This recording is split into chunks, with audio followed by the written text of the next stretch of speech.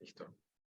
Bueno, muy buenos días a todas muy buenas tardes, perdón, a todas las personas que se conectan desde acá, desde Argentina y desde otros lados del mundo. Me parece que veo gente de México conectada. Em, Quería, bueno, darle la bienvenida a la doctora Alejandra Bozano, que es la jueza electoral de la Justicia Electoral de Neuquén, y al doctor Carlos Wilhuber, que secretario, correcto, secretario electoral de la Justicia Electoral Provincial, ¿no? Estamos también con Facundo Mastronardi, que es licenciado en Ciencia Política por la Universidad de Buenos Aires, es colaborador de nuestra organización, y por supuesto agradecerle a Luciano Videla, licenciado Luciano Videla, del Departamento de Comunicaciones del Poder Judicial de Río Negro. No nos pudo acompañar, pero nos envió un pequeño clip que vamos a reproducir como para darle un poco de contexto, ¿no? Para darle la oportunidad también a, a, a Luciano a que nos comente un poco de qué se trata la elección de Río Negro, que también se hace como la de Neuquén este domingo 16 de abril. Entonces, empecemos. Yo quería empezar con Facundo porque nosotros presentamos un reporte, un monitoreo, ¿no?, de las elecciones que van a ser este domingo. Es el primer reporte que Transparencia Electoral presenta sobre las elecciones de Argentina, de este ciclo electoral que Neuquén y Río Negro arrancan, ¿no? Es un año bastante intenso, muchas elecciones provinciales desdobladas, son aproximadamente, me parece que son 16 provincias que ya desdoblaron elecciones. Entonces vamos a tener elecciones todos los meses, ¿no? Va a haber, Facundo va a estar bien ocupado con eso, y vamos a estar todos bien ocupados con eso. Así que queríamos a empezar este ciclo de webinars con esas elecciones, ¿no?, del domingo en Neuquén y Río Negro. Facundo, sin más te doy la palabra para que por favor en unos 5 o 6 minutos nos comentes eh, eh, ¿no?, un poco de lo que dejaste en el reporte. Por supuesto, nuestro reporte contempla la coyuntura política y partidaria de estas provincias, pero yo me voy a limitar ahora a lo estrictamente electoral. Y por supuesto están invitados a hacer cualquier tipo de crítica o aporte a esta información. Este domingo va a haber elecciones provinciales en Neuquén y en Río Negro. En ambos casos se trata de elecciones ejecutivas de fórmula gobernador y vicegobernador, legislativas de sus respectivas legislaturas unicamerales provinciales y municipales con sus respectivos cargos de las subdivisiones administrativas de cada provincia. Voy a empezar por Neuquén, no solo porque están ustedes dos ahora acá en vivo, sino porque toca un tema de relevancia en la actualidad política argentina, que es la boleta única electrónica, que en la capital provincial, en la ciudad de Neuquén, fue utilizada desde 2017, en la mayor parte del territorio provincial en 2019, no en todo, no en comisiones de fomento y algunos municipios, pero ahora va a ser utilizada la boleta única electrónica en la totalidad del territorio de Neuquén. ¿En qué consiste esto? Es un sistema que utiliza unos dispositivos autónomos. Con esto me refiero a que no están conectados inalámbrica o alámbricamente a otro sistema, y que a los cuales se le va a realizar siempre una auditoría previa para ver el correcto funcionamiento del software y de su equipo, que poseen una pantalla táctil, que es la que utiliza el votante para elegir. Al votante en esta pantalla le va a aparecer como primera opción elegir o votar lista completa o por categoría. Por categoría sería el equivalente a la histórica cortar boleta del sistema tradicional. Luego aparecerán los candidatos en la pantalla táctil en orden aleatorio, y una vez los elige, el sistema imprime una boleta de papel con también un chip RFID, y el conteo definitivo siempre será manual y utilizando esta boleta impresa en el papel. No es un sistema puramente electrónico, por así decirlo. Eh, en 2019 hubo algunas denuncias de algunos políticos opositores sobre errores aleatorios en algunas de estas máquinas. No pareció haber sido nada sistemático, pero sigue existiendo una amplia bibliografía que critica el uso de cualquier tipo de voto electrónico por posibles vulnerabilidades que hay. En Neuquén, como dije, habrá elecciones ejecutivas de la fórmula gobernador y vicegobernador. Son elecciones por mayoría simple, no hace falta conseguir mayoría absoluta ni determinado porcentaje de votos, solamente ser la fórmula más votada. Se los elige por un periodo de 4 años con la posibilidad de una única reelección inmediata, si no tienen que esperar otro periodo. No existe ley de lemas, no existe... ¿Sí, perdón? No existe ley de lemas, no existe un sistema de doble voto simultáneo. Sí existe la posibilidad de que una misma fórmula de gobernador y vicegobernador compita en varias listas completas, cada una en conjunto a una distinta fórmula legislativa, al igual que en Río Negro. En cuanto a las elecciones de la legislatura de la provincia del Neuquén, están compuestas por 35 legisladores que son renovados en su totalidad, cada uno se elige por 4 años, también con la posibilidad de una única reelección inmediata. Como en todo el país, son listas cerradas y bloqueadas, en el sentido de que el orden interno de los legisladores ya está previamente establecido por el partido, el votante no las puede reordenar, y se realizan en una única circunscripción provincial. En todo Neuquén se los vota, y se asignan los escaños según una fórmula proporcional, DONT, con un umbral del 3%. Es un sistema altamente proporcional. Hay una relación muy grande entre el porcentaje de votos obtenidos y el porcentaje de escaños en la legislatura. Y en estas listas rige la paridad de género, con mandato de posición, es decir, obligatoriamente tienen que ir intercalados candidatos de distinto género a lo largo de la lista de comienzo hasta el fin. Por su parte, en Río Negro se utiliza el sistema tradicional de las boletas partidarias de papel, el que se utiliza en las elecciones generales nacionales. Existen distintas boletas de papel de cada lista y el votante puede poner la boleta completa de la misma lista en todas las categorías o cortarla físicamente para tener candidatos de distintas listas para distintas categorías. También tiene en elecciones ejecutivas de gobernador y vicegobernador por un periodo de 4 años. También solamente hay una posibilidad de única reelección inmediata, pero tampoco pueden sucederse recíprocamente entre sí el gobernador y el vicegobernador por más de un solo periodo inmediato. Y tampoco pueden ser candidatos o en un periodo o el siguiente las personas con hasta el segundo grado de parentesco con el gobernador o el vicegobernador. Un segundo. Tampoco existe ley de lemas, no existe doble voto simultáneo. Sí existe esta posibilidad de que el gobernador y vicegobernador aparezcan en varias listas completas en conjunto a distintas fórmulas legislativas. Y en cuanto a las elecciones para la legislatura de la provincia de Río Negro, se eligen 46 representantes, se renuevan en su totalidad los 46, también por cada uno por 4 años, con la posibilidad de reelección indefinida, pero no utilizan la misma fórmula que en Neuquén. En Río Negro, de esos 46 representantes, 22 se eligen, son legisladores por representación proporcional y 24 son legisladores por circuito. Los de representación proporcional se eligen en una única circunscripción provincial, la votan en toda la provincia, pero luego la provincia está dividida en 8 circuitos con 3 escaños cada uno, y allí se reparten los distintos legisladores por circuito. En ambos casos utilizan una fórmula de representación proporcional DONT, pero con un umbral más alto que Neuquén, un umbral del 5%. Y rige también la paridad de género con mandato de posición para estas listas, con el detalle de que la ley reconoce estrictamente en términos binarios hombres y mujeres, lo cual en teoría podría llevar a un problema si hubiese un candidato que, como el decreto presidencial de 2021 reconoce como no binario, podría generarse un problema judicial para que pueda ser candidato o no en este sistema, cosa que no sucede en Neuquén.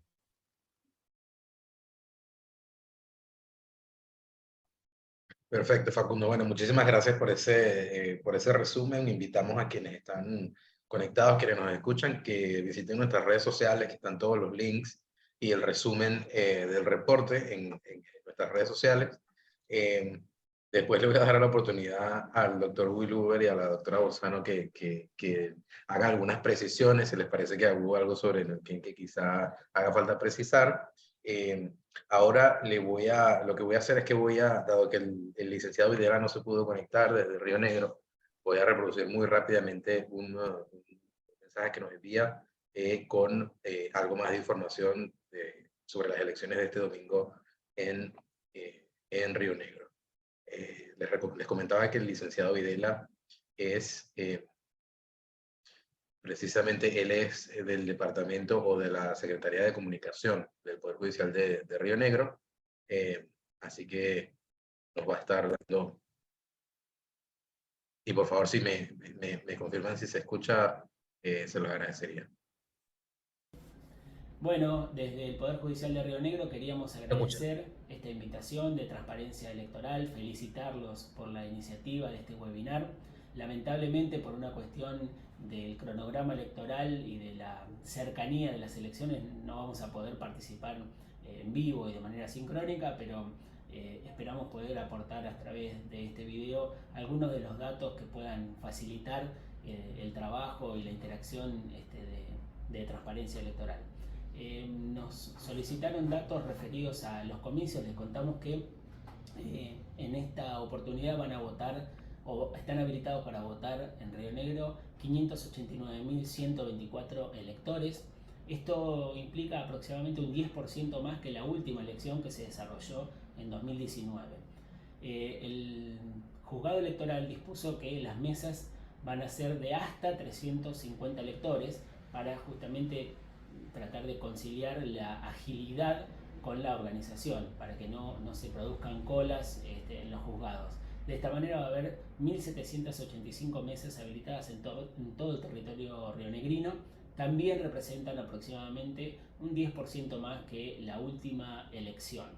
En cuanto a los tramos que se eligen, a las autoridades que se eligen, por un lado todo el territorio rionegrino va a votar para gobernador o gobernadora y vice y legisladores. Los legisladores, la organización rionegrina de la Constitución rionegrina prevé dos sistemas. Al no tener Cámara de Senadores y Diputados y solo una única Cámara de Legisladores, la elección se hace de manera distinta. Por un lado, una lista sábana, lo que llamamos de representación poblacional, y por otro lado, se dividió la provincia en 8 regiones y entonces con una elección, digamos, más de cercanías, se elige por otro sistema que se llama de representación poblacional. Entonces, aunando esos dos criterios, de acuerdo a cada uno de los circuitos, conformamos los 46 legisladores y legisladoras que van finalmente a integrar la Cámara de Representantes. Y finalmente hay en 22 municipios rionegrinos elecciones a intendente, elecciones municipales. Representa aproximadamente la mitad de las ciudades que conforman Río Negro, y allí se van a elegir también 3 tramos: intendentes, consejos deliberantes y el órgano de revisión de cuentas, que algunos le llaman tribunal, otros le llaman síndico, pero en la práctica cumple esa función. Finalmente, en Río Negro hay parajes, lugares más pequeños, que tienen un sistema de comisión de fomento. Ya se reformó la ley hace varios años y en vez de elegirlo el gobernador o gobernadora de forma directa a esas autoridades de esos pueblos más pequeños, los elige la propia comunidad, y también se elige en esta oportunidad. Así que esos son los tramos que se van a elegir en esta oportunidad. Es una elección atípica en cuanto a la cantidad de oferta electoral. Va a haber solo para gobernador y vice 11 propuestas. Esto nunca pasó en la historia constitucional de Río Negro desde que se vota en la década del 50. Nunca habíamos tenido tantos candidatos. Y en muchas ciudades, por ejemplo en la capital provincial donde residimos, también se da una cantidad récord de postulantes a intendente. Eso lleva a que el total de candidatos sea de 3.310, con una mayoría ajustada de varones candidatos y también un candidato con documento no binario, porque esta también es una novedad que se va a producir por primera vez en la elección de Río Negro, que es que personas con documento no binario van a poder votar. Conforman 20 personas en total del padrón que les decía anteriormente, así que ahí radica una de las principales novedades, que era una de las cuestiones que Transparencia Electoral nos había solicitado. Al hablar de otras novedades, por lo menos en relación al último concurso electoral, podemos destacar que se conformó por primera vez en Río Negro un juzgado específico para lo electoral. Antes era una función que cumplía la Cámara Civil de Viedma, integrada por 3 jueces, y tenía como función anexa toda la cuestión electoral. Bueno, se reformó la ley, se concursó ese cargo y hay un juez electoral que solo se dedica a esa temática y que tiene, digamos, jurisdicción en toda la provincia de Río Negro. Así que ahí hay una modificación importante que se suma a la de no binarios, documentos no binarios que le había planteado. En relación a algunas cuestiones distintivas de la ley electoral rionegrina, bueno, la veda, por ejemplo, es una. La veda proselitista aquí es de 32 horas, es decir, funciona a partir del sábado a las 0 horas, pero durante todo el viernes medios de comunicación pueden hacer publicidad, pueden hacer entrevistas y los candidatos y candidatas obviamente también pueden hacer proselitismo. Finalmente nos pedían datos referidos a la confección del padrón. Bueno, el padrón se hace con datos de la Cámara Nacional Electoral. El 16 de enero se abrió la posibilidad de hacer correcciones a un padrón provisorio que se publicó. Se abrió durante 30 días. Finalizado ese plazo, ya la Cámara Nacional Electoral hizo las modificaciones. Como novedad, también esas modificaciones se pudieron hacer de quererlo el elector de manera absolutamente online, es decir, no era necesario concurrir a ningún lugar, aunque obviamente para casos de dificultades de conexión o que no tienen acceso digital, también existía la posibilidad de ir a los juzgados de paz. Pero bueno, las correcciones se hicieron de manera online y finalmente se publicó un padrón definitivo que es el con el que vamos a votar en estas elecciones. Bueno, espero haber podido evacuar la mayoría de las dudas y esperamos también poder interactuar o personalmente o al menos de manera virtual en alguna oportunidad. Un saludo a todos y todas. Bueno, muchísimas gracias a Luciano. Vamos muy seguramente a hacerle llegar las preguntas que puedan tener quienes están escuchando. Por favor, los invitamos a que si tienen ya alguna pregunta sobre lo que se ha dicho, vayan a la sección de preguntas y respuestas de la plataforma y nos dejen allí por escrito las preguntas para nosotros poder hacerla a quien corresponda, ¿no? Sus dudas o inquietudes sobre las elecciones de las que estamos hablando. Yo quisiera invitar entonces ahora a la doctora Alejandra Bozano, electoral de la provincia de Neuquén, para que nos comente un poco lo mismo es decir, la razón por la que le invitamos es porque queremos saber de primera mano cómo es organizar la elección, es decir, desde el punto de vista logístico, desde el punto de vista en terreno, todos los retos que surgen, quizá algunas precisiones sobre lo que ya se ha dicho sobre las elecciones en Neuquén. Por ejemplo, me parece que lo que decía Luciano, algo parecido sucedió en Neuquén, que hubo cambios en la composición de la justicia, que ahora hay un juzgado, hay algunas atribuciones se transfirieron a otros. Bueno, bienvenida.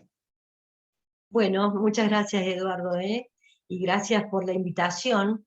Nos interesa, por supuesto, difundir el trabajo del Juzgado Electoral de Neuquén, del cual estamos orgullosos, si tengo que decirlo, un equipo grande. Bueno, primero también felicitaciones a Facundo, porque nos conoce, y además, bueno, hay mucha cosa que ha dicho que yo ya me he evitado tener que nosotros repetirlo. Bueno, yo me gustaría empezar por el principio, digamos, que sería cuando se creó el juzgado electoral. El juzgado electoral en Neuquén se creó específicamente en el año 1998, con la ley 2250, donde se fijaron funciones y competencias específicas. Por otro lado, también, debo decirlo, no es un juzgado que sea solamente el juez electoral, no es solamente juez electoral. En mi caso particular, y los magistrados que me antecedieron, somos jueces de distintos fueros. En mi caso, yo fui jueza civil y comercial y de minería de la provincia, y yo estoy en Neuquén Capital, pero se me asignó la competencia del juzgado electoral en toda la provincia en el año 2014. Antes me habían precedido otros magistrados.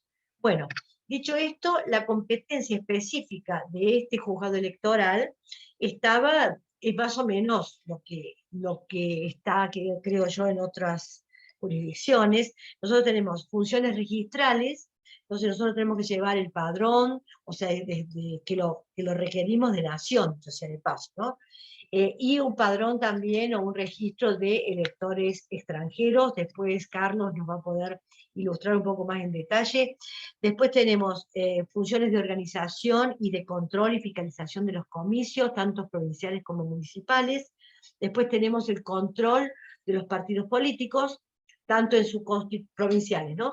Y municipales, en su constitución y en la vida del partido político a lo largo de la vida, con lo cual anualmente hacemos todo ese tipo de controles. Por supuesto que damos de alta, reconocemos partidos provinciales y municipales, y también caducamos cuando están las causales que la ley nos prevé. Y por otro lado, también tengo funciones jurisdiccionales, ya que la misma ley establece que tengo como instancia, de primera instancia, tengo competencia sobre todo lo que es validez o nulidad de las elecciones. Estoy leyendo un poco, sobre delitos electorales, sobre acciones de amparo electoral. Y en segunda instancia, actúo como apelación de las decisiones de las juntas electorales municipales, de las juntas electorales partidarias, y de las cuestiones partidarias en todo lo que es relacionado con cuestiones de elecciones locales. Allí a veces se acercan las competencias con el Juzgado Electoral Federal de Neuquén, en este caso. Entonces ahí tanto la Cámara Nacional Electoral como la Corte ha definido que las cuestiones dentro de los partidos políticos que están referidos a elecciones o comicios locales me corresponden en competencia, aun cuando fuera algo relacionado, por ejemplo, con una interna o con una designación de una candidatura. Eso nos corresponde a nosotros. En los demás casos, por supuesto, es competencia del Juzgado Federal, aún en aquellos partidos, esto que estoy hablando, esta competencia específica, la compartimos en los partidos de distrito o nacionales, que son los que se rigen por, o sea, que los administra, digamos, o los controla el Juzgado Federal. Ahí a veces ha habido algunas cuestiones de competencia interesantes, que no es el momento ahora, estamos en pleno elecciones, pero hasta cerca ha habido alguna cuestión. Y bueno, después, en cuanto al juzgado electoral, dos palabras más. Desde el 2014 a esta parte hemos visto un proceso importante, me parece a mí, o al menos eso pretendemos, de modernización.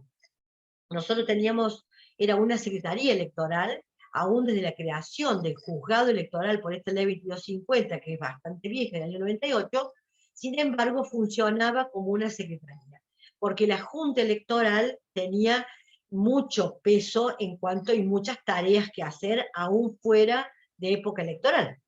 Entonces, se aplicaba más o menos, y a la vista de todo el mundo esto no era un juzgado electoral, era una secretaría electoral. Que nadie desmerece, por supuesto, la Secretaría Electoral, lo tengo acá, el mejor de los secretarios que se pueden aspirar, pero la verdad es que nosotros nos propusimos darle irrelevancia al organismo como juzgado, que ya tiene otra implicancia. Entonces, hicimos un proceso de modernización, si se quiere, tratando de que todas estas tareas que nosotros tenemos asignadas por ley fueran pasando del papel, de escribirlo, de un sistema de expedientes escritos en una computadora, de todo eso, tratar de irlo modernizando y digitalizando, y finalmente no hemos terminado el trabajo, pero estamos bastante avanzados porque ya tenemos una plataforma electoral donde tenemos cargado y ya podemos manejarnos con eso, que todo lo que es partidos políticos. Es una plataforma web, porque fíjense cómo era la cosa. Nosotros aquí en Neuquén, desde hace unos años, tenemos, hay un contrato que está hecho, el Poder Judicial lo hizo con una empresa, donde tenemos sistemas de afiliación de afiliados de partidos políticos, y también para oficializar candidatos para las elecciones. Esos dos sistemas son dos sistemas informáticos más modernos de lo que nosotros teníamos en ese momento. Entonces, para pasar a nuestro sistema informático del Poder Judicial, que se llama Destra, en esa época se llamaba Iurix, había que hacer como un paso por un sistemita que lo gestionó y lo hizo y lo programó una ingeniera que trabajaba en el poder electoral, que yo no conocí, y que, pero era un sistema muy básico, se llamaba Access, o se llama.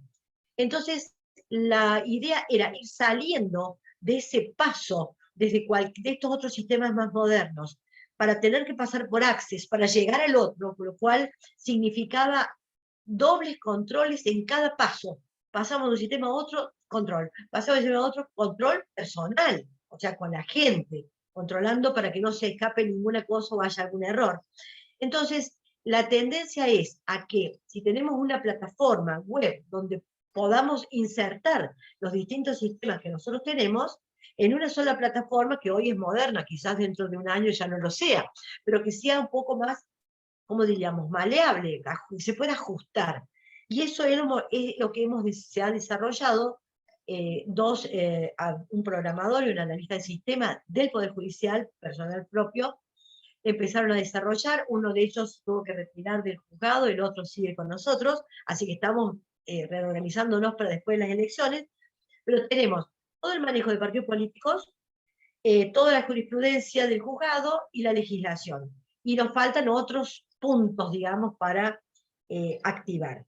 Con lo cual, creemos que hemos pasado, o estamos pasando y transitando, de un organismo un poco antiguo hacia insertarnos en las nuevas tecnologías, que es lo que creemos que es lo mejor.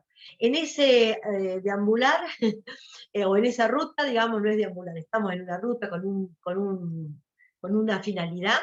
Se inserta la boleta única electrónica, que la tenemos desde el año 2015 para la ciudad de Neuquén. La boleta única electrónica, no soy yo quien deba defenderla, nosotros nos dicen este es el sistema, nosotros lo aplicamos. Pero sí puedo decir que nosotros pasamos, con Carlos, estoy hablando en plural porque entramos casi en la misma época, yo primero y luego ingresó él al Poder Judicial y directamente como secretario electoral.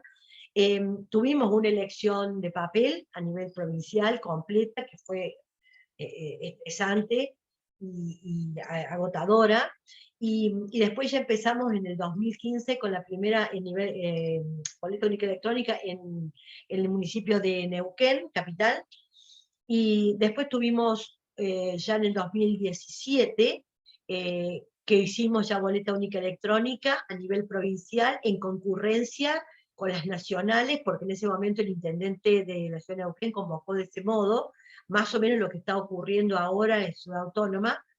Nosotros ya eso lo transitamos, tuvimos esa doble modo de votar, ¿no es cierto? Entonces teníamos boleta única electrónica para votar para intendente y concejales, mientras que al lado estaba boleta papel para elegir, era presidente y diputados, senadores, no me acuerdo si algún otro cargo. Bueno, eso ocurrió, también pasamos. Después, no sé si me estoy pasando el tiempo, Eduardo, usted avíseme cualquier cosa, ¿estoy bien? Después pasamos raudamente, diría yo, de ese año con la concurrente, que era novedoso.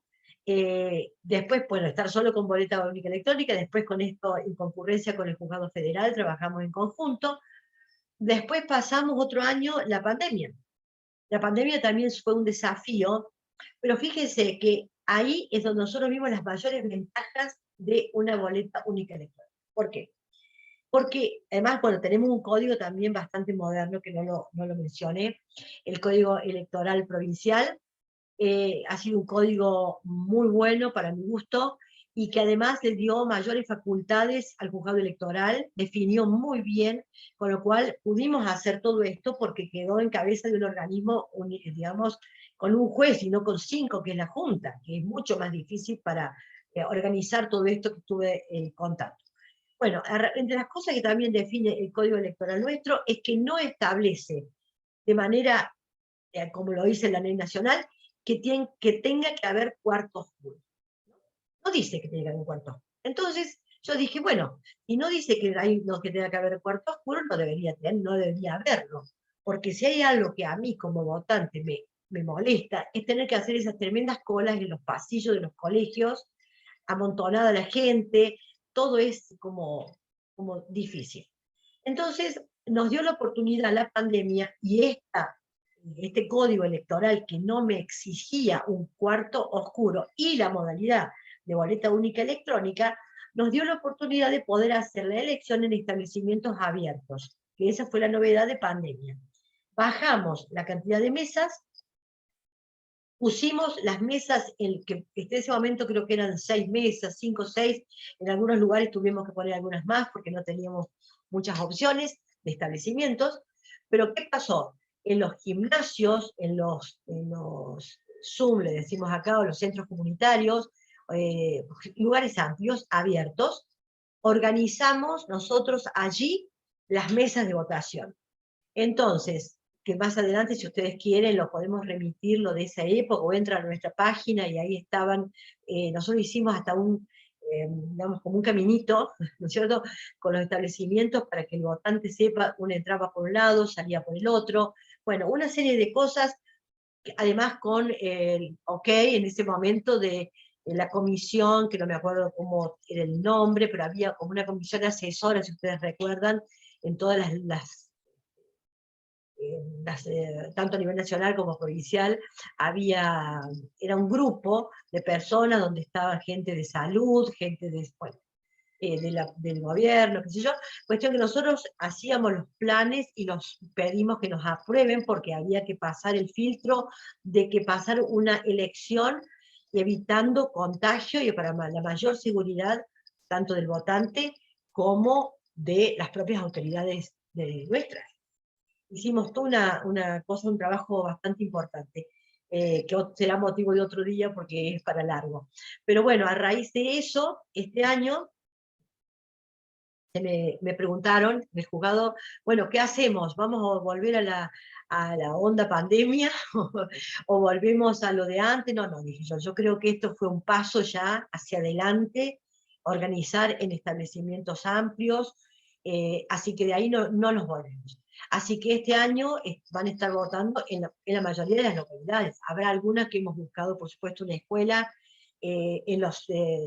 Neuquén tiene patios cubiertos por el clima y todo eso, así que hay muchos lugares amplios para poder organizar, salvo algunas excepciones, y entonces vamos a tener cantidad de establecimientos, tenemos un total de 333 establecimientos contra 283 que tuvimos en el 2019, que fue pre-pandemia, ¿no? Después teníamos mesas, tenemos 1.713 mesas entre argentinos y extranjeros, cuando en 2019 tuvimos 1.504 mesas. Y tuvimos también, bueno, unos cambios de circuitos, porque Nación reformó los circuitos electorales, había unos que estaban muy grandes y se hicieron 2, con lo cual tenemos 5 circuitos nuevos. Bueno, después los demás datos ya Carlos Julio los va a poder dar, y sin leerlos quizás como yo, que estoy acá leyendo. A mí lo que me gusta transmitirles era esto, que para nosotros creemos que es un trabajo que estamos haciendo en pos de la facilitación a las personas para que puedan emitir su voto. Yo soy de las personas que pienso que hay que hacerlo más fácil, no más difícil, sino más sencillo.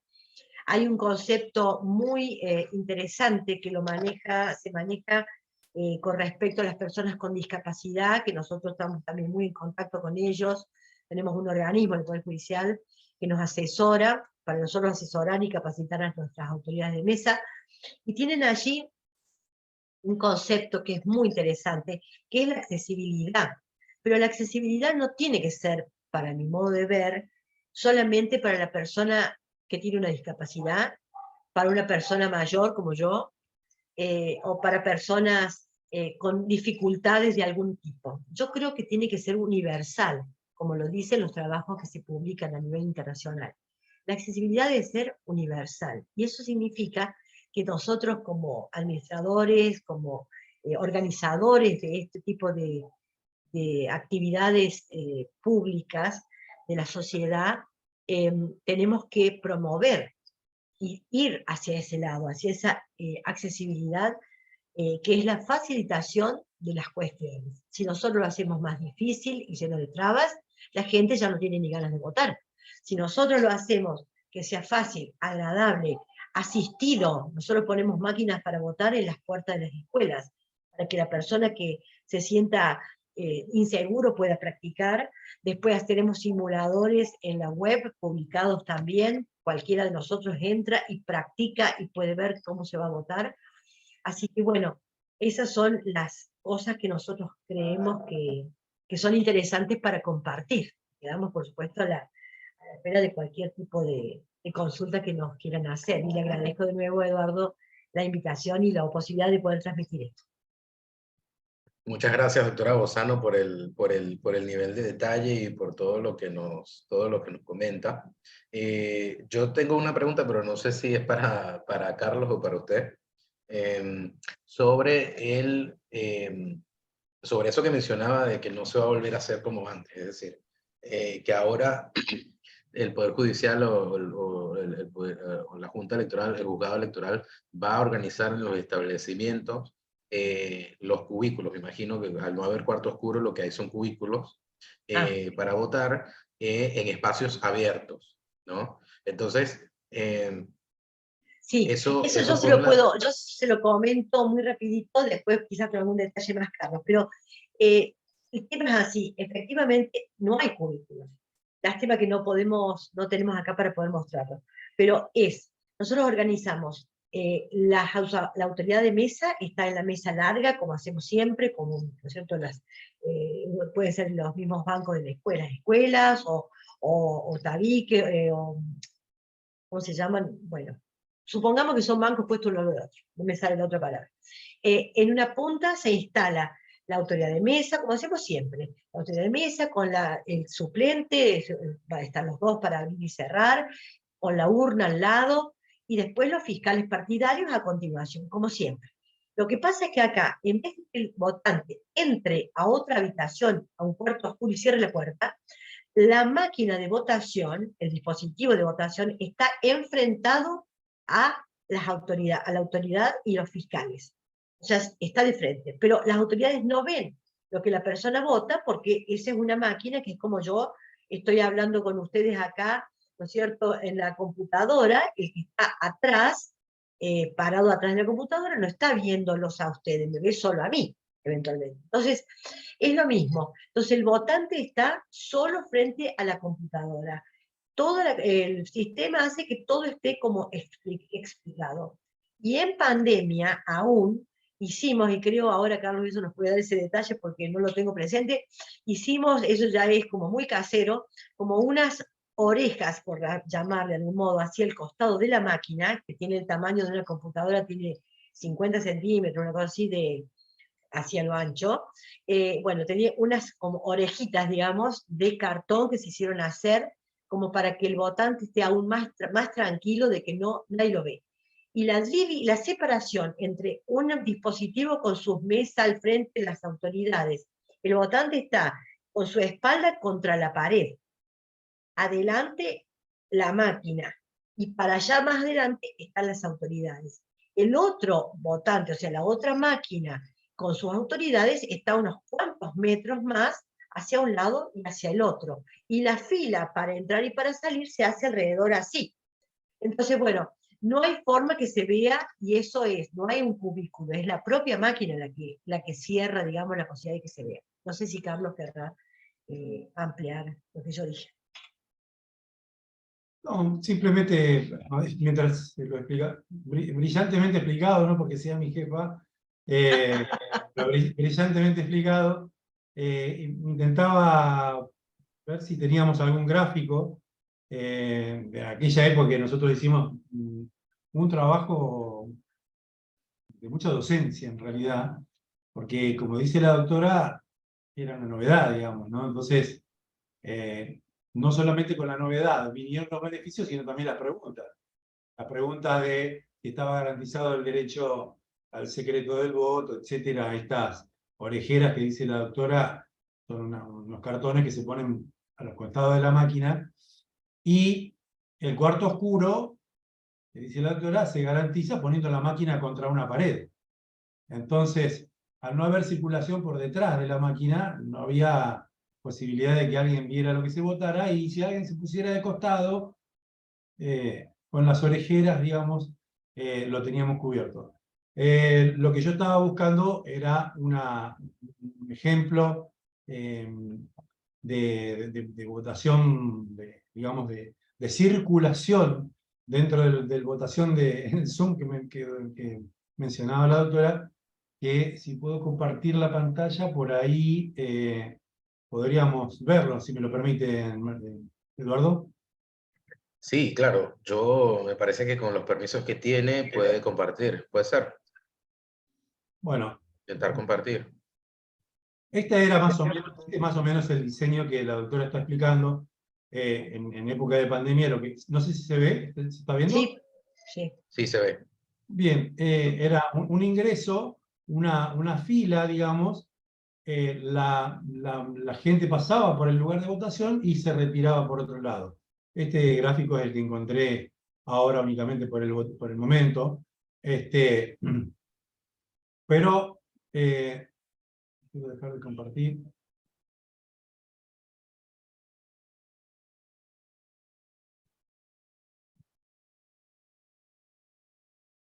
Un segundo, ¿eh?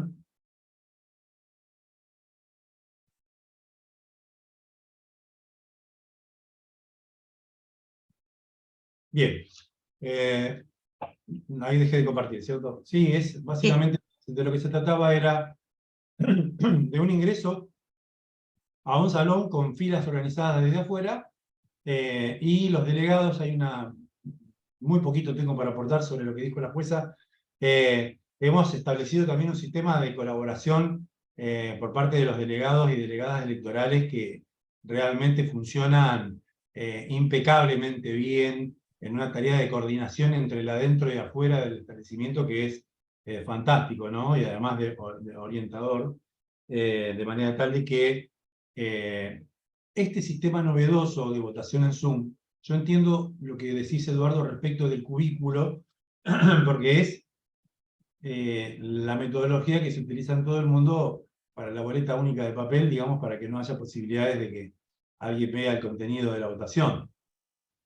La característica del dispositivo de votación hace innecesario, digamos, un cubículo o una disposición especial, sin perjuicio de que en algunos establecimientos también utilizamos la modalidad de aula, es decir, la máquina contra la pared y enfrente la mesa con la autoridad de mesa y los fiscales, de manera tal de que siempre se garantice ese concepto de cuarto oscuro que dice la jueza que no lo tiene previsto específicamente la ley, pero nosotros lo garantizamos a través de poner la máquina contra la pared, digamos, y garantizando el secreto. Claro, el secreto del voto. ¿Mm? Bueno, perfecto. Muchas gracias, Carlos, por la explicación. Nosotros tenemos una pregunta ahora. Si quieren podemos pasar a la fase de preguntas. Ya yo había hecho una. Ya habíamos empezado, pero tenemos una pregunta de Alejandra Perícola. Ella es del Observatorio de Derecho Electoral de la Facultad de Derecho de la Universidad de Buenos Aires, y ella pregunta si hay alguna estimación respecto del horario en que se conocerán los resultados provisorios en el conjunto de la provincia. A eso yo agregaría quizás preguntar cuál es históricamente a qué hora se suelen conocer los resultados en Neuquén. Y además ella, en segundo lugar, se considera, eso es una pregunta para la doctora Bozano, si considera que la implementación de la boleta única electrónica implica una representación política más inclusiva. Bueno, a la primero es que los datos ingresan muy rápido a nuestro centro de cómputos, que estamos, por supuesto, el juzgado electoral, los integrantes, está, bueno, eso lo va a describir mejor Carlos, porque él es el que está todo el día allí. Nosotros recibimos los datos a última hora muy rápido. Primero porque el escrutinio en mesa es volando. ¿Por qué? Porque la boleta tiene, no sé si Carlos tendrá una boletita por ahí a mano, capaz que la puede mostrar en cámara. La boleta única electrónica es una cartulina, digamos, un cartón durito, donde se imprime la oferta electoral, del lado de adentro, por supuesto, una vez que el votante vota, que no se imprime con tinta, sino que es un termo algo, o sea que no se puede borrar ni modificar, y tiene un chip incorporado adentro de la boleta, donde se graba la opción del elector. Entonces, con ese chip, a ver, mostrarlo, Carlos, si puede ser un poquito, mostrarlo así chip. Entonces, ahí está, adentro de uno de esos lados está el chip. Ahí, exacto. Entonces, cuando van a hacer el escrutinio en la autoridad de mesa, simplemente ese chip con la boleta se pasa así en la pantalla de la máquina que está puesta en modo de escrutinio, en la mesa, ve lo tiene él, ve que está allí impreso, ahí se ve impreso la votación, y del otro lado está el chip. Entonces está impreso, y del otro lado está el chip.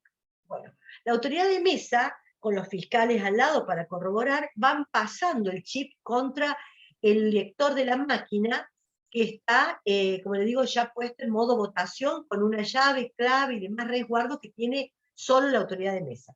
Entonces, por ejemplo, se puede ir viendo en cada caso, se acerca, toma, ¿no es cierto?, la opción electoral de esa boleta, y la puede corroborar con lo que está impreso y lo que sale en la misma pantalla. O sea que los fiscales y las autoridades pueden controlar cada votación. Bueno, eso es muy rápido, porque a medida de que va pasando la boleta en el lector, se va haciendo la cuenta. O sea, este voto para este partido, este para este para este. Cuestión que en un rato nomás ya están los resultados de la mesa y son transmitidos. Una vez que están todas las mesas, se van con el delegado de escuela y los fiscales a la dirección generalmente del establecimiento, el lugar donde van todas las autoridades, con las boletas, que es muy importante, imagínate, y de ahí se hace la transmisión de resultados. Bueno, ¿qué pasa? La transmisión de resultados nosotros la estamos recibiendo entonces a las, no sé, empezamos a recibir a las 6:15, 6:20 de la tarde, ya estamos recibiendo resultados. ¿Qué hace la Junta? Y ahí no es criterio mío solo, sino de la Junta Electoral, que hemos hecho ya como una especie de práctica, que hacemos más o menos lo mismo todas las votaciones. Nosotros esperamos que haya más o menos un 50%, 60% de resultados para publicar. ¿Por qué? Ah, y otra cosa muy importante. Esperamos también de nuestros referentes que están en todas las escuelas, estamos conectados nosotros permanentemente por medio del WhatsApp, antes no era WhatsApp, era por medio de las computadoras y todo eso, o el mismo teléfono. Nosotros aspiramos a que no hayan votantes votando, porque tenemos la idea, capaz, o sea, equivocada, nadie nos ha cuestionado, de que el votante estamos todos con un teléfono, ¿no es cierto?, en la mano. Entonces, si nosotros empezamos a transmitir, usted lo puede estar viendo en las noticias en el teléfono. Entonces, aspiramos que el votante pueda votar libre de cualquier tipo de, no digo que sea una influencia guiada, ni nada, simplemente que puede haber alguna influencia. Entonces, tratamos de evitar. Eso a veces lo pone un poco nervioso a Carlos. La primera vez que lo hicimos estaba como loco, porque no teníamos WhatsApp, así que había que estar por teléfono. Ya terminaron, tal mesa falta. Bueno, intentamos, quizás no es el 100%, pero bueno, esos son los dos parámetros. Con lo cual, a la pregunta que me hicieron, más o menos nosotros estamos publicando a las 7 de la tarde, con todo listo. O sea que en una hora y pico. Lo que más tardamos fue la última vez en las elecciones del Consejo de Magistratura, que una mesa se había trabado, y bueno, entonces, como eran pocas mesas, publicamos un poco más tarde. Pero yo creo que podemos decir que a la 1:30, 2 horas está todo publicado. No ¿Cuál es el horario de votación? Hasta las 6 de la tarde. Hasta las 18. Sí, es decir, que a eso de las 19 ya el juzgado puede tener resultados provisorios. Sí. Sí, como te digo, 7, 7:30, podrá ocurrir algo, pero en general, porque además estamos nosotros, por ejemplo, hoy, nos puede comentar Carlos, estuvimos haciendo pruebas de conectividad y de transmisión de resultados con nuestros delegados técnicos de la empresa en todas las mesas. En una testigo aquí en Neuquén Capital con todos los partidos políticos que fueron invitados, con los veedores, y además en todos los establecimientos. El sábado se hace otra, o sea que practicamos 2 veces antes, ya con las máquinas y todo, ¿no? Antes del domingo. Y la otra pregunta no me acuerdo. La otra pregunta de Alejandra era si considera que la implementación de la boleta única electrónica implica una representación política más inclusiva. Mire, la representación política yo creo que siempre es inclusiva porque nosotros no, la Constitución dice que los partidos políticos tienen la exclusividad para presentar candidatos, con lo cual el partido político que quiere presentar, o sea, que pueda constituirse, llenar todos los recaudos, nosotros los controlamos, todo eso, presenta el partido su candidatura. Así que yo desde ese punto de vista, si es eso lo que me está preguntando, creo que está garantizado la participación de toda fuerza política que quiera hacerlo, ¿no es cierto? Dentro siempre de la legislación que los regula. Y en cuanto a oferta electoral para el elector, me parece a mí que, bueno, tiene todas las opciones. Acá a veces nos critican porque tenemos mucha oferta electoral. Siempre me preguntan, y bueno, ¿qué vamos a hacer con eso? ¿Qué puedo hacer yo? Yo no puedo hacer nada, nosotros no podemos hacer nada. Podrán hacerlo los legisladores si quisieran regular de alguna manera esto que vos comentabas al principio, que es, o no, mejor dicho, que lo decía Facundo, creo, que era que una lista puede ir espejando, le llamamos nosotros, o llevando los candidatos de otra lista. O aún lo que llamamos acá colectoras, que es, yo tengo una lista y voy con mi propia lista, por ejemplo, de cargos legislativos, pero voy siguiendo el cargo ejecutivo de otro partido. Entonces, por supuesto, hay un montón de partidos y hay quizás menos candidatos. Eso, si no es visto, como te digo, hemos escuchado críticas y las atendemos, pero yo nada puedo hacer para restringir la participación política de los partidos, porque son los que tienen la exclusividad de la oferta. Eso, si hay un cambio legislativo, podría restringirse de no poder llevar, por ejemplo, candidatos de otra fuerza. Pero eso no, y volver a las viejas alianzas, que es lo que estaba regulado originariamente. Pero tengo entendido que cuando se sancionó el código electoral en la provincia, fue un tema que se habló, pero no se restringió, salió así, no se está abierto y permitido. Si me permite, doctora, agregar solamente sobre eso una cuestión técnica que me parece que sí suma a la pregunta que está haciendo la señora.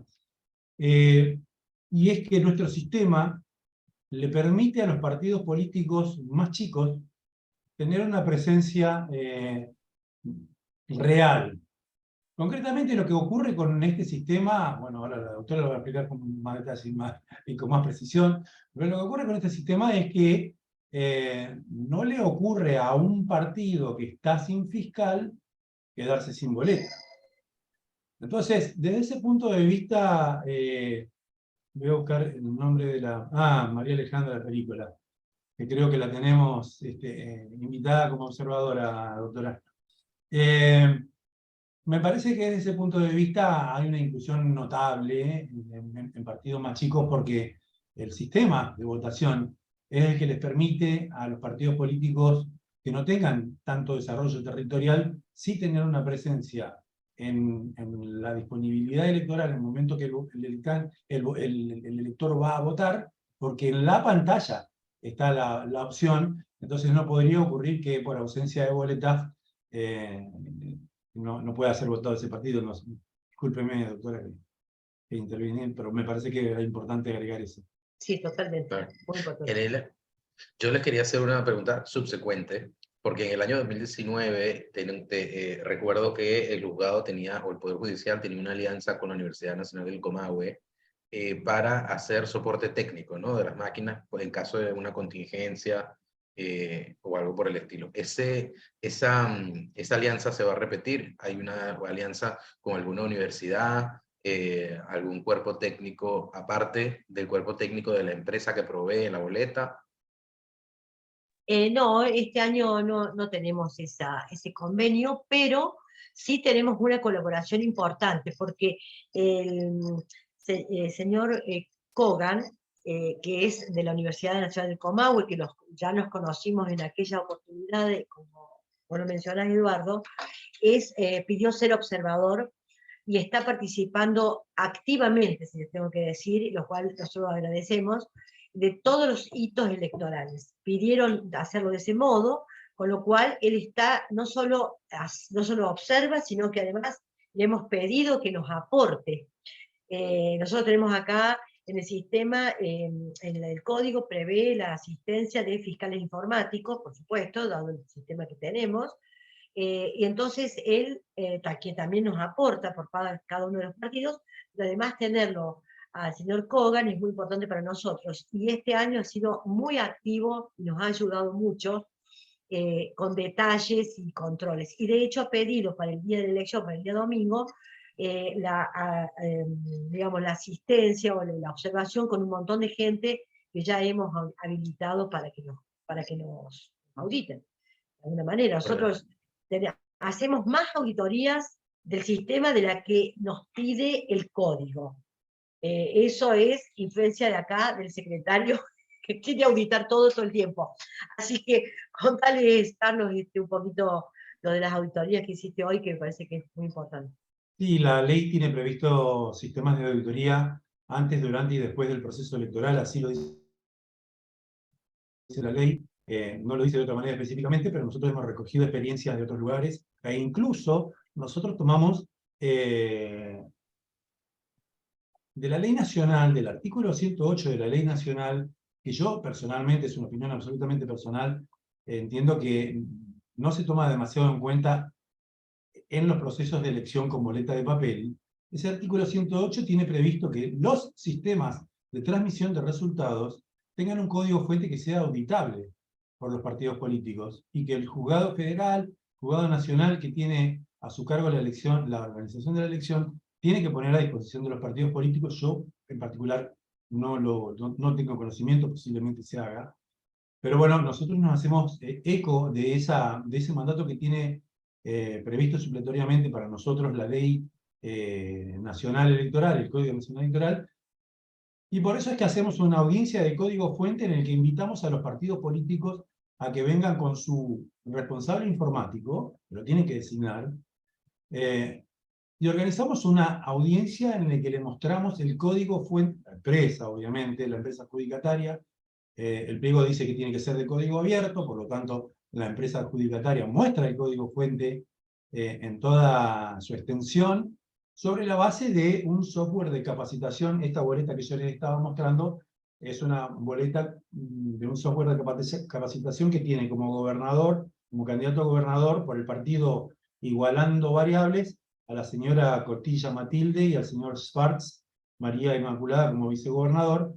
El partido de la música, el partido del bar, son los partidos que en este software de fantasía son los que se diseñan, pero es un único software que después nosotros vamos a, la empresa adjudicataria va a transformar en el software definitivo de votación. ¿Cómo hacemos nosotros para que ese software definitivo de votación sea igual al que la empresa le explicó a los apoderados informáticos que se trata del mismo programa? Se ejecuta otra nueva audiencia, que nosotros le llamamos audiencia de DIF, que es técnicamente la diferencia que hay entre estos dos sistemas, digamos, ¿no? Entonces, yo quería aprovechar el nombre de la organización de este evento de transparencia electoral. A nosotros nos parece que nosotros hacemos los mayores esfuerzos.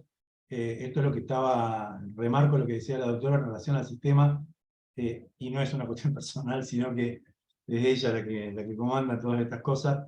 Nosotros intentamos que la presencia de los observadores, todos bienvenidos, y de los fiscales informáticos de los partidos políticos sea lo más promiscua posible, si se permite el término, porque necesitamos que nuestro proceso electoral electrónico sea lo más transparente posible. Hoy Facundo hablaba un poco de este tema muy tangencialmente tocó las cuestiones relativas a la utilización de metodologías de votación electrónica, y siempre se hace referencia al famoso fallo del Tribunal Constitucional Alemán que dice que si cualquier ciudadano no puede auditar el sistema, no se pueden utilizar sistemas electrónicos. Bueno, explíquenselo al artículo 108 del Código Nacional Electoral, porque ahí lo dice. Justamente la transmisión de resultados, que es lo más importante de una elección, está en un código fuente que no sé si todos los partidos políticos, yo al menos he hablado con apoderados de partidos políticos locales y ellos me dicen, no, nosotros nunca vimos un código fuente de una transmisión de resultados. ¿Cómo garantizamos que los partidos políticos dispongan del código fuente del sistema? Le entregamos 10 días antes o 15 días antes de la elección a los partidos políticos una máquina con un DVD que contiene el código fuente. Lo pueden abrir la máquina, le hacemos en la audiencia una apertura del hardware también, y los informáticos del partido tienen a su disposición el código fuente, y con medidas de seguridad como la generación de un código hash en cada uno de los discos se garantizan muchos aspectos de la auditabilidad del sistema antes, durante y después del sistema, de la elección. Lo que la doctora decía que hicimos hoy precisamente fue, en el día de ayer produjimos las quemas definitivas ya de la quema, es el copiado de los DVD que se van a utilizar. Bueno, los partidos políticos participaron de la actividad de la copia de los DVD y verificaron que el mismo DVD se va a usar en las 1717 mesas de toda la provincia. Perfecto. ¿Qué hicimos hoy? Hicimos una prueba de conectividad en toda la provincia, en las 119 localidades en las que se va a votar, en las que efectivamente ya un 50% de las localidades efectivamente transmitieron, digamos, de los establecimientos, transmitieron correctamente. La otra prueba va a hacerse el día sábado, pero además convocamos a los apoderados partidarios en una escuela a hacer un simulacro de transmisión de resultados. Es decir, estuvieron en una escuela, vieron cómo sería la transmisión de resultados del día de la elección, y después se trasladaron al centro de cómputo que tenemos en la ciudad judicial, donde va a estar la Junta Electoral ese día y tenemos un centro de contingencia, donde vieron que lo que ellos enviaron desde la escuela fue lo que se recibió en el centro de cómputo. La verdad que nosotros, como bien dice la doctora, intentamos, hacemos denodados esfuerzos por garantizar estas auditorías que para nosotros son muy importantes, no solamente por estos caracteres que bien mencionaba la doctora acerca de la celeridad y la accesibilidad en el voto, etcétera, sino que estas auditorías garantizan la transparencia del proceso, que es, al fin y al cabo, lo que más nos interesa a todos, ¿no? Si tengo un instante, Eduardo, te quería decir algo más, ¿puede ser? Sí, claro, ya para ir cerrando, perfecto. Sí, para cerrar, por último. Hay una cosa que dijo efectivamente Facundo y que escuchamos nosotros permanentemente respecto del sistema. Nosotros no somos quienes, y yo menos, de defender ningún sistema de nadie privado, ¿no es cierto? Pero es un sistema que está impuesto por la ley y yo lo tengo que aplicar. Hay un punto que a mí me parece que está bueno resaltarlo. Efectivamente, la transmisión de resultados va por la web. Y sabemos todos que hay hackers nos rodean, parecería, según lo que uno escucha en las noticias. Entonces, hay una cuestión que me parece que está peor. Si bien porque cuando nosotros mandamos a la web el resultado, también se hace a nivel nacional, con el boleta papel, la transmisión de resultados va por internet. Muy bien. Nosotros también, desde esa escuela donde se hizo el recuento, va al centro de cómputo nuestro. Pero tenemos una ventaja. Como esto queda no solamente en el chip, que es el que viaja, digamos, por la internet, sino que también queda impreso, ante cualquier duda, dificultad o lo que se nos ocurra, la Junta Electoral, en el escrutinio definitivo, puede hacer el viejo recuento del papel, con la misma boleta, porque está impresa. O sea que tiene un resguardo, digamos, en papel impreso, que es esa boleta. O sea, me tiene que coincidir el resultado que estaba en el chip, que transmitió, que fue por la web, que se mandó y llegó, me tiene que coincidir con lo que está en papel. O sea que ante cualquier duda que hemos tenido, que han sido muy pocas las que hemos tenido en fundación o lo que fuere, la Junta ha hecho, y hacemos, además del 5%, la ley dice que hay que hacer un 5% de las mesas, hay que hacer auditoría, y después en el recuento definitivo, ¿qué es lo que hacemos? Agarramos una urna con todas las boletas que están impresas, por supuesto, y tienen el chip adentro, ponemos las máquinas, convocamos a todos, por supuesto, los partidos, y pasamos uno por uno de nuevo, hacemos el recuento, y vamos viendo si coincide con lo que está impreso. Y eso nunca hemos tenido ningún problema hasta ahora. Con eso nomás quería cerrar. Claro, importante ¿no? Aclarar que está impreso también en papel, es decir, que también está como imprenta. No es solo el chip lo que lleva el voto, sino también el cartón, ¿no? El papel. Exacto. Bueno, muchísimas gracias, doctora Bozano, doctor Buchhuber, Facundo, por conectarse y por darnos toda esta información en la víspera de estas elecciones que son el domingo. De verdad les agradecemos muchísimo por el tiempo y por la disposición, sobre todo de Alejandra y de Carlos, porque tienen ahora 4 manos, 4 ojos, están como en todo, ¿no? Así que bueno, les agradecemos muchísimo el tiempo y ojalá nos podamos encontrar en otra oportunidad. Bueno, muchas gracias, Eduardo, por la invitación y por permitirnos difundir el trabajo de este equipo que es enorme y del cual estamos nosotros contentos. Así que muchas gracias, estamos a disposición. Muchas gracias. Gracias, muy buenas tardes a todos. Hasta luego. Gracias. Nos vemos.